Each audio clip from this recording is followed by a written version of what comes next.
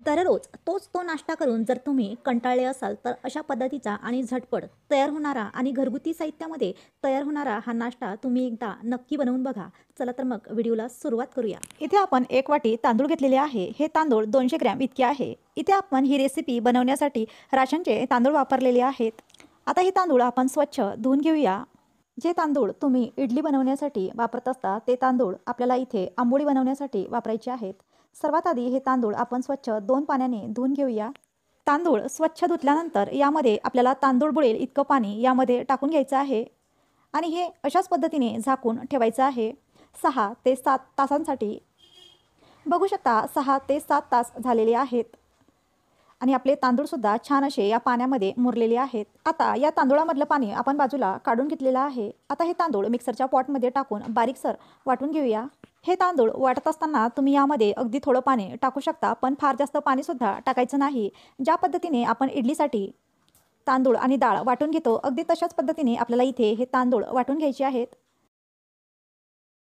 हे तांदूळ वाटून घेतलेले आहे. अशाच पद्धतीने दुसरी बॅचसुद्धा आपण वाटून घेऊया. सर्वात शेवटी मिक्सरच्या पॉटमध्ये अगदी थोडं पाणी घेतलेलं आहे आणि ते पाणी आपण यामध्येच टाकून घेतलेलं आहे. अशा पद्धतीचा बॅटर आपला तयार झालेला आहे. आता हे बॅटर आपण फर्मेंट होण्यासाठी रात्रभर झाकून ठेवूया. जेव्हा हे बॅटर छान असं फर्मेंट होतं तेव्हा याची आंबोळी अतिशय छान होते आणि तिला छान अशी जाळी येते. गव्हाच्या पिठाची किंवा तांदूळाच्या पिठाची सुद्धा तुम्ही आंबोळी बनवू शकता, पण जेव्हा तुम्ही अशा पद्धतीची आंबोळी बनवता तेव्हा ती आंबोळी खायला अतिशय चविष्ट अशी तयार होते. आपलं बॅटर पूर्णपणे फर्मेंट झालेलं आहे आणि पूर्णपणे 8 तास झालेले आहेत. आता मी दुसऱ्या दिवशी तुम्हाला याची आंबोळी करून दाखवत आहे. बघू शकता आपल्या बॅटरला छान अशी जाळी आलेली आहे. यामध्ये चवीनुसार मीठ टाकलेलं आहे आणि छान असं मिक्स करून घ्यायचं आहे.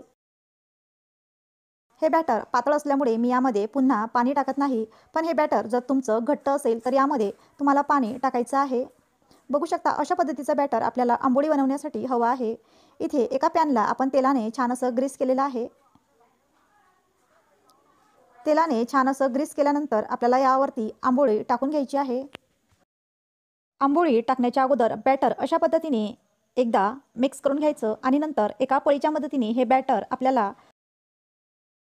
या तव्यावरती पसरवून घ्यायचं आहे. बघू शकता अशा पद्धतीने ज्या पद्धतीने आपण डोसा तव्यावरती पसरवून घेतो अगदी त्याच पद्धतीने इथे आपल्याला ही आंबोळी या तव्यावरती छान अशी पसरवून घ्यायची आहे.